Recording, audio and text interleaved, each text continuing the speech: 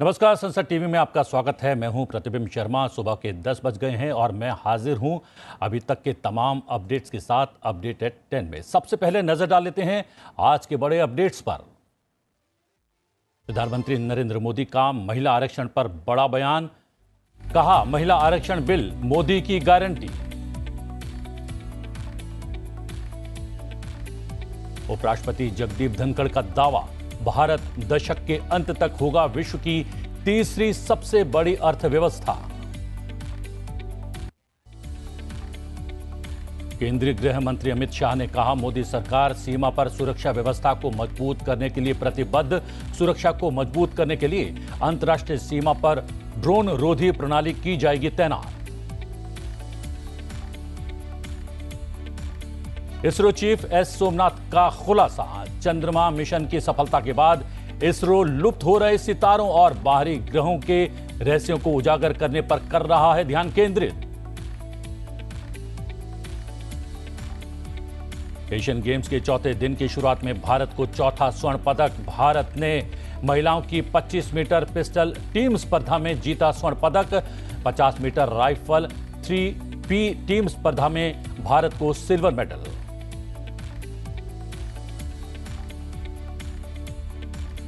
प्रधानमंत्री नरेंद्र मोदी ने जोर देकर कहा है कि महिला आरक्षण बिल मोदी की गारंटी है। प्रधानमंत्री ने यह बात अहमदाबाद में अभिनंदन समारोह के दौरान कही। नारी शक्ति वंदन अधिनियम महिला आरक्षण विधेयक, जो राज्य विधानसभाओं और लोकसभा में महिलाओं को प्रतिनिधित्व देता है, मोदी की गारंटी है।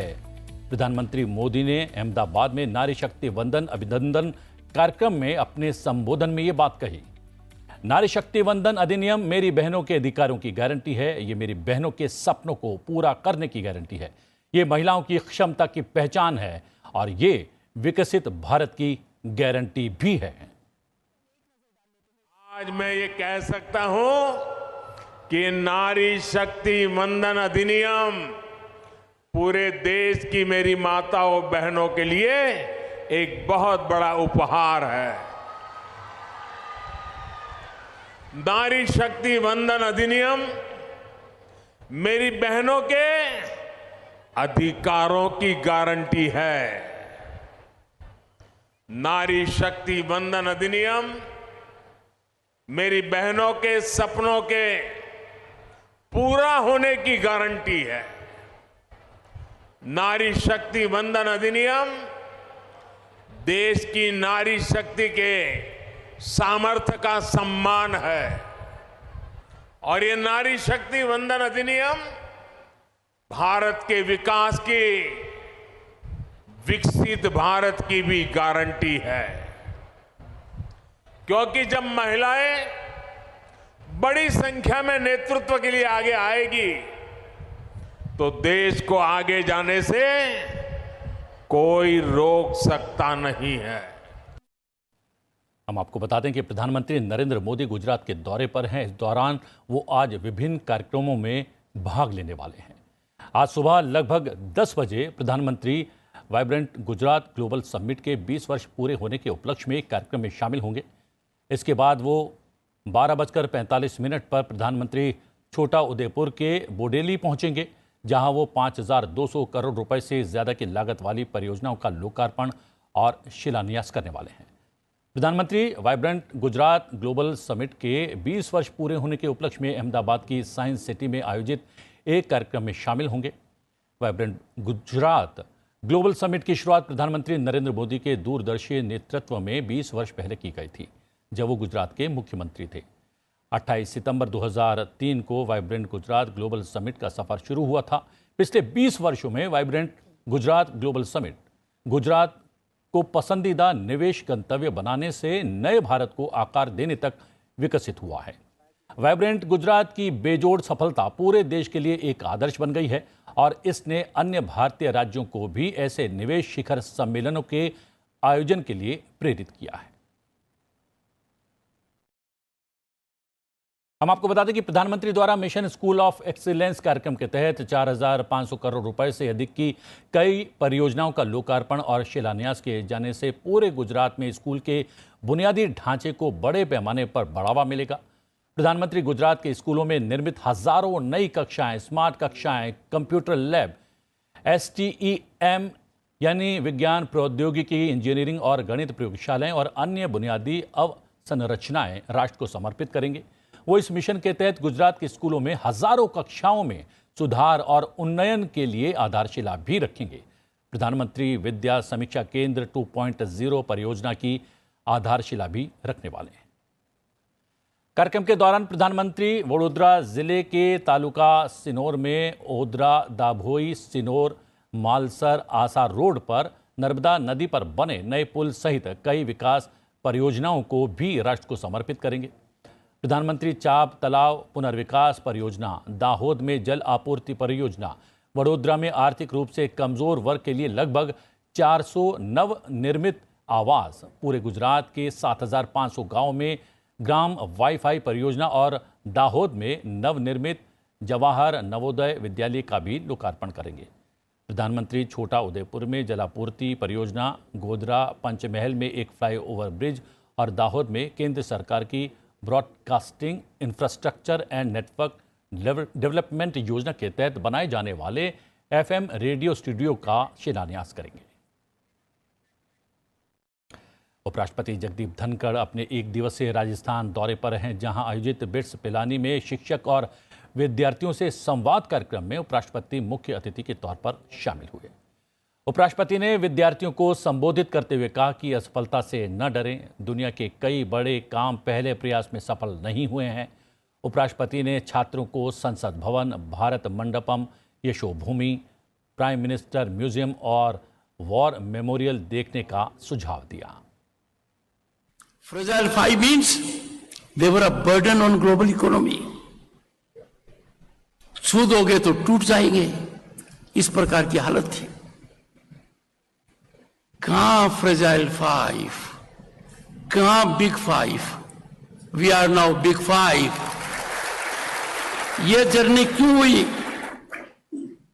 You can imagine my pride boys and girls, the World Bank के चेयरमैन गंगा जी G20 के अंदर कहते हैं कि भारत ने जो फाइनेंशियल इंक्लूजन किया है 6 साल में, वो 47 साल में भी संभव नहीं था। 47 इयर्स। वर्ल्ड बैंक के चेयरमैन कह रहे हैं, और क्यों नहीं कहें? दुनिया का जो ट्रांजैक्शनल है, डायरेक्ट ट्रांजैक्शनल, जमाना था कहते थे 10 पैसा ही गांव पहुंचता है। आज के दिन न बिचौलिया है, न ब्रोकर है, न कट मनी है, पैसा सीधा जाता है। उपराष्ट्रपति ने विद्यार्थियों को संबोधित करते हुए कहा कि हमेशा इनोवेटिव बने, अपने विचारों को साकार करने के लिए लगातार प्रयास करें। माइंड्स, यू आर डिसनिंग माइंड्स, आपका थॉट प्रोसेस बहुत मैटर करता है।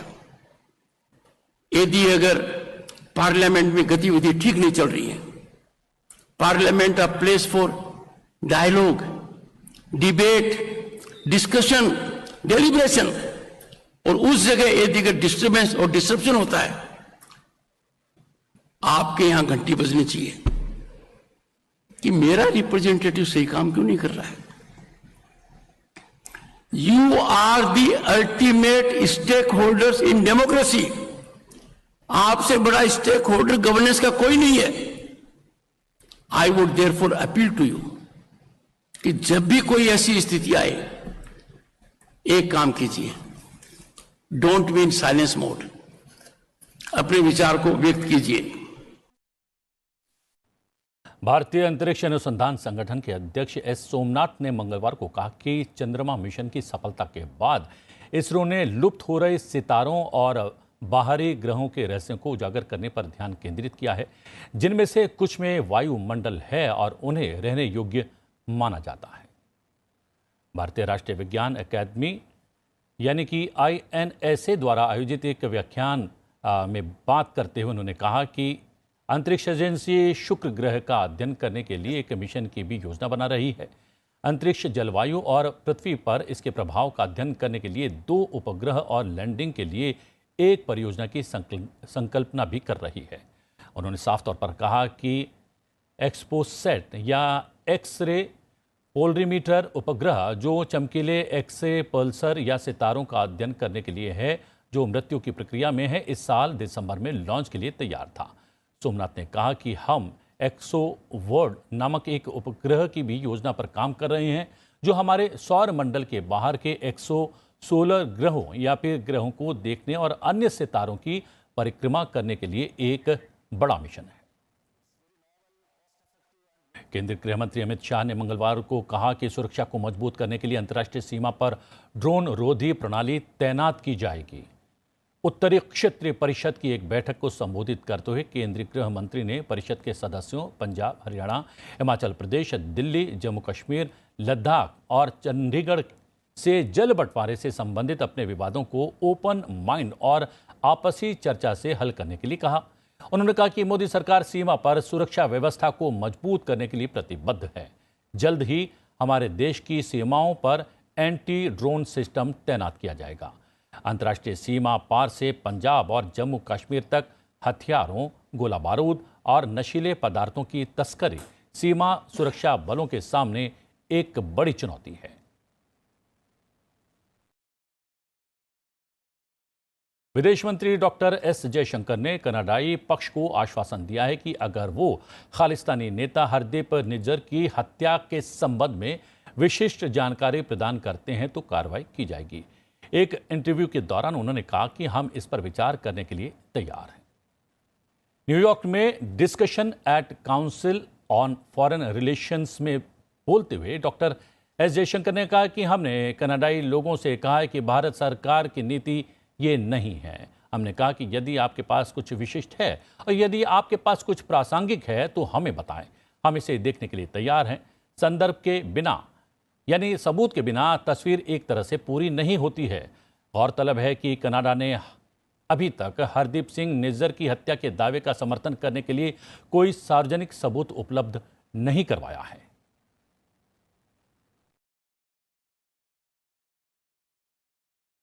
What we told the Canadians. One, we told the Canadians that this is not the government of India's policy. Two, we told the Canadians saying that, look, if you have something specific, if you have something relevant, let us know. We are open to looking at it. So, but to understand the context of it, in a way, because the picture is not complete without the context in a way, you also have to appreciate, Ken, that in the last few years, Canada actually has seen a lot of organized crime. अपने अभिनय से Hindi cinema में अमिट छाप छोड़ने वाली actress Waheeda Rehman को cinema के बड़े पुरस्कार दादा साहब फाल्के के लिए चुना गया है। इस बात की जानकारी केंद्रीय सूचना एवं प्रसारण मंत्री अनुराग ठाकुर ने दी। उन्होंने बताया कि वहीदा रहमान को इस साल Dada Saheb Phalke life time achievement से नवाजा जाएगा। वहीदा रहमान हिंदी सिनेमा की दिग्गज एक्ट्रेस में से एक हैं। उन्होंने ब्लैक एंड वाइट से लेकर कलर फिल्मों में अपनी एक्टिंग का दम दिखाया है। वहीदा रहमान ने अपनी एक्टिंग से लंबे समय तक सिनेमा पर राज किया है। उन्होंने पर्दे पर देवानंद, राज कपूर, राजकुमार, मनोज कुमार और सुनील दत्त सहित अमिताभ बच्चन के साथ हिंदी सिनेमा के कई अन्य बड़े कलाकारों के साथ काम किया है। वहीदा रहमान ने 1965 में फिल्म गाइड के लिए फिल्म फेयर अवार्ड भी जीता था। प्रधानमंत्री नरेंद्र मोदी ने वहीदा रहमान को Dada Saheb Phalke life time achievement पुरस्कार से सम्मानित होने पर बधाई दी है। प्रधानमंत्री ने केंद्रीय सूचना एवं प्रसारण मंत्री अनुराग ठाकुर की एक्स पर एक पोस्ट साझा करते हुए कहा है कि मुझे प्रसन्नता हुई कि वहीदा रहमान जी को Dada Saheb Phalke life time achievement पुरस्कार से सम्मानित किया गया है। भारतीय सिनेमा में उनकी यात्रा ने एक अमिट छाप छोड़ी है। प्रतिभा, समर्पण और शालीनता की वो प्रतीक हैं। वो हमारे सिनेमा की सर्वश्रेष्ठ विरासत हैं। उन्हें बधाई। एशियाड खेलों के चौथे दिन की शुरुआत में ही भारत ने अपना चौथा गोल्ड मेडल जीत लिया है। भारत की मनु भाकर ईशा सिंह और रिदम सागवान ने महिलाओं की 25 मीटर पिस्टल टीम स्पर्धा में स्वर्ण पदक जीता है। ये भारत का इस बार के एशियन गेम्स में चौथा गोल्ड मेडल है। इससे पहले आशी चोकसे और माननी कौशिक ने 50 मीटर राइफल्स 3P टीम स्पर्धा में भारत के लिए सिल्वर मेडल हासिल किया। वहीं एशियन गेम्स के तीसरे दिन भारत ने घुड़सवारी में अपना पहला स्वर्ण पदक बहुत सालों के बाद अर्जित किया, जिसमें ड्रेसेस टीम ने चीन और हांगकांग जैसी टीमों को हराकर ऐतिहासिक शीर्ष पोडियम पर स्थान हासिल किया। सुदीप्त हजेला, देवविकृति सिंह, हृदय विपुल छेदा और अनुष अग्रवाल की चौकड़ी ने कुल 209.205 का स्कोर बनाकर स्वर्ण पदक हासिल किया। नेहा ठाकुर ने नौकायन में इससे पहले भारत को रजत पदक दिलवाया। भारतीय पुरुष हॉकी टीम ने सिंगापुर पर 16-1 से शानदार जीत के साथ अपना गोल स्कोरिंग कारनामा जारी रखा। अन्य स्पर्धाओं में भारत ने महिला स्क्वैश टीम स्पर्धा में और टेनिस के मिक्स डबल मैच में पाकिस्तान को हरा दिया। आइए चित्रों के माध्यम से देखते हैं एशियाड के तीसरे दिन भारत के प्रदर्शन को।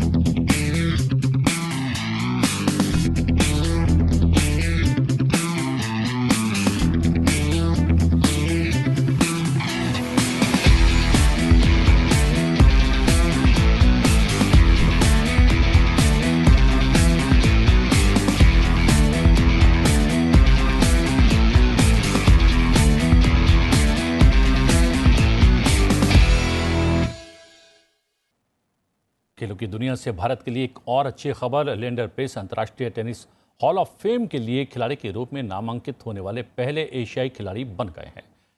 कई ग्रैंड स्लैम विजेता लिएंडर पेस मंगलवार को खिलाड़ी वर्ग में international tennis hall of fame के लिए नामांकित होने वाले पहले एशियाई खिलाड़ी बनकर उभरे हैं। 50 वर्षीय लिएंडर पेस 2024 की कक्षा के लिए घोषित 6 नामांकित व्यक्तियों में से एक हैं।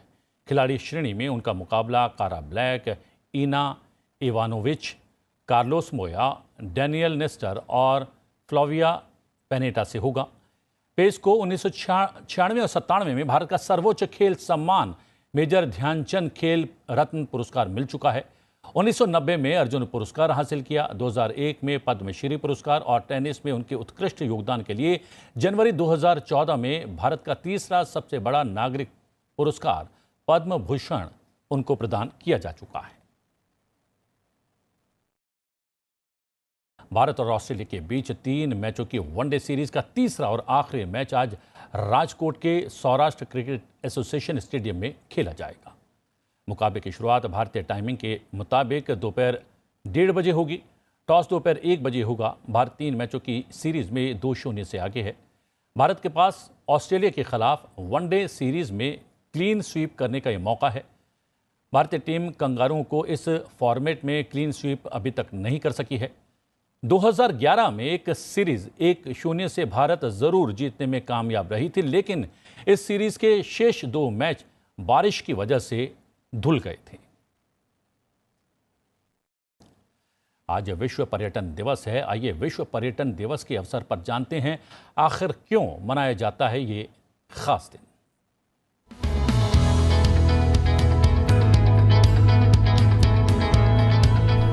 हर साल 27 सितंबर को विश्व पर्यटन दिवस मनाया जाता है। आजकल लोगों के बीच ट्रैवलिंग का बेहद क्रेज है। माना यह जाता है कि हम जितने अलग अलग लोगों से मिलते हैं, हमें अपने जीवन में उतना ही सीखने को मिलता है। इसके साथ ही दूसरे देशों और शहरों की सभ्यता और संस्कृति समझने में मदद मिलती है। पर्यटन एक देश को दूसरे देश से जोड़ने का एक बेहद खूबसूरत रास्ता है। घूमना फिरना न सिर्फ हमारे जीवन में खुशियां लाता है, बल्कि यह किसी भी देश के सामाजिक, सांस्कृतिक, राजनीतिक और आर्थिक विकास में महत्वपूर्ण भूमिका भी निभाता है। आज के समय में जहां हर देश की पहली जरूरत अर्थव्यवस्था को मजबूत करना है, वहीं आज पर्यटन के कारण कई देशों की अर्थव्यवस्था पर्यटन उद्योग के इर्द गिर्द घूमती है। पर्यटन का महत्व और पर्यटन की लोकप्रियता को देखते हुए ही संयुक्त राष्ट्र संघ ने साल 1980 से 27 सितंबर को विश्व पर्यटन दिवस के तौर पर मनाने का निर्णय लिया। विश्व पर्यटन दिवस के लिए 27 सितंबर का दिन चुना गया, क्योंकि इसी दिन साल 1970 में विश्व पर्यटन संगठन का संविधान स्वीकार किया गया। विश्व पर्यटन दिवस 2023 में UNWTO पर्यटन और हरित निवेश थीम के तहत सतत विकास लक्ष्यों के लिए अधिक और बेहतर लक्षित निवेश की आवश्यकता पर प्रकाश डाला जा रहा है, जो 2030 तक एक बेहतर दुनिया के लिए संयुक्त राष्ट्र रोड मैप है। अब नए और अभिनव समाधानों का समय है, न कि केवल पारंपरिक निवेश जो आर्थिक विकास और उत्पादकता को बढ़ावा देते हैं और रेखांकित करते हैं। विश्व पर्यटन दिवस का उद्देश्य अंतर्राष्ट्रीय समुदाय के सामाजिक, राजनीतिक, आर्थिक और सांस्कृतिक मूल्यों को प्रभावित करने में पर्यटन के महत्व के बारे में जागरूकता बढ़ाना है। यह ध्यान रखना महत्वपूर्ण है कि पर्यटन एक राष्ट्र की अर्थव्यवस्था को बेहतर बनाने और इसकी छवि को बढ़ाने में महत्वपूर्ण भूमिका निभाता है। विश्व पर्यटन दिवस महत्वपूर्ण है क्योंकि यह पर्यटन के फायदों को बढ़ावा देने में मदद करता है। इस कार्यक्रम का नेतृत्व बाली के पर्यटन क्षेत्र के प्रतिनिधियों द्वारा किया जाएगा।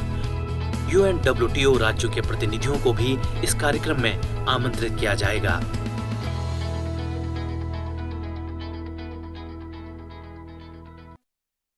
विश्व पर्यटन दिवस की बात चल रही है तो चर्चा कर लेते हैं लाइट हाउसेस की, यानी प्रकाश स्तंभों की। प्रकाश स्तंभ केवल मार्गदर्शक प्रकाश स्तंभ नहीं है, बल्कि देश की विरासत और मनमोहक स्थलों के प्रतीक भी हैं। भारत के समृद्धि इतिहास को जानने के लिए भारत के प्रकाश स्तंभों का अन्वेषण करती एक विशेष रिपोर्ट आपको दिखाते हैं।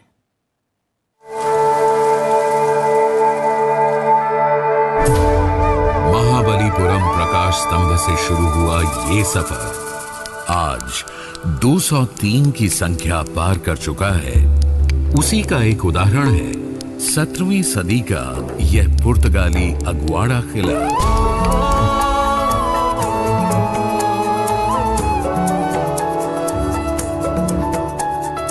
ये प्रकाश स्तंभ भी किसी रहस्य से कम कहा। उन्होंने भारतवर्ष के विकास को बड़े करीब से देखा है और सिखाया है कि समुद्र हमारे जीवन का अभिन्न हिस्सा है कि हम अपने लक्ष्य की ओर विपरीत परिस्थिति में भी बढ़ते चले।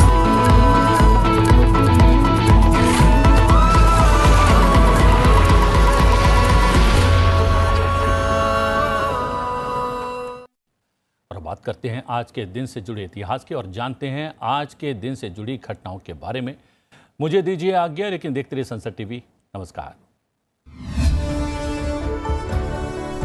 27 सितंबर साल 1980 से विश्व पर्यटन दिवस मनाने की शुरुआत हुई। विश्व में पर्यटन को बढ़ावा देने के लिए इस दिन की शुरुआत की गई।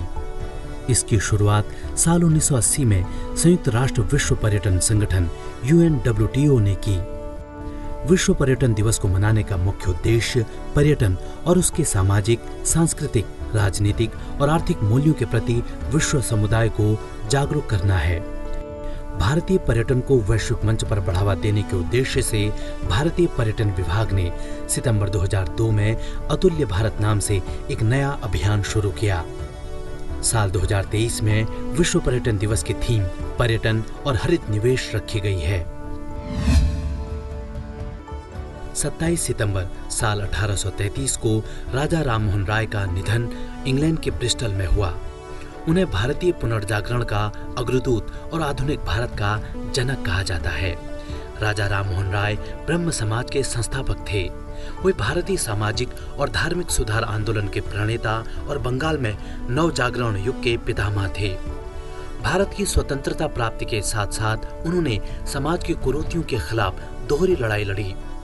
सामाजिक कुरीतियों में बाल विवाह, सती प्रथा, जातिवाद, कर्मकांड, पर्दा प्रथा समेत कई कुप्रथाओं का उन्होंने भरपूर विरोध किया। 27 सितंबर साल 1958 को इंग्लिश चैनल तैरकर पार करने वाले मिहिर सेन भारत के ही नहीं बल्कि एशिया के पहले तैराक बने जिन्होंने इस कीर्तिमान को छुआ। पेशे से वकील मिहिर सेन को वकालत के दौरान ही इंग्लिश चैनल पार करने का जुनून चढ़ा, जिसे उन्होंने आज ही के दिन पूरा किया। इतना ही नहीं, साल 1966 में मिहिर सेन ने डार्डेनेल्स स्ट्रेट को तैरकर पार किया। ऐसा करने वाले वे दुनिया के पहले व्यक्ति थे। उन्होंने 14 घंटे 45 मिनट में अपना लक्ष्य हासिल किया। मिहिर सेन को साल 1959 में पद्मश्री और साल 1967 में पद्म भूषण पुरस्कार से नवाजा गया। 27 सितंबर साल 1873 को विट्ठल भाई पटेल का जन्म गुजरात के नडियाद में हुआ। वे लौह पुरुष सरदार वल्लभ भाई पटेल के बड़े भाई थे। विट्ठल भाई भारत के प्रख्यात विधानवेत्ता, आचार्य और भारतीय स्वतंत्रता आंदोलन के देश विदेश में प्रचारक रहे। वे इंपीरियल लेजिस्लेटिव काउंसिल के सदस्य रहे। उन्होंने बारडोली आंदोलन और असहयोग आंदोलन में सक्रिय भूमिका निभाई। इसके साथ ही उन्होंने स्वराज पार्टी की स्थापना में भी महत्वपूर्ण भूमिका निभाई। ये था आज का इतिहास और अब समय है आज के चलते चलते का। किंग ऑफ रोमांस के नाम से मशहूर फिल्म मेकर यश चोपड़ा अगर आज हमारे बीच होते तो अपना 92वां जन्मदिन मना रहे होते। दीवार, कभी कभी डर, चांदनी, सिलसिला, दिल तो पागल है, वीर ज़ारा, ऐसी कई बेहतरीन और रोमांटिक फिल्में बनाने वाले यश चोपड़ा ने पर्दे पर रोमांस और प्यार को नए मायने दिए।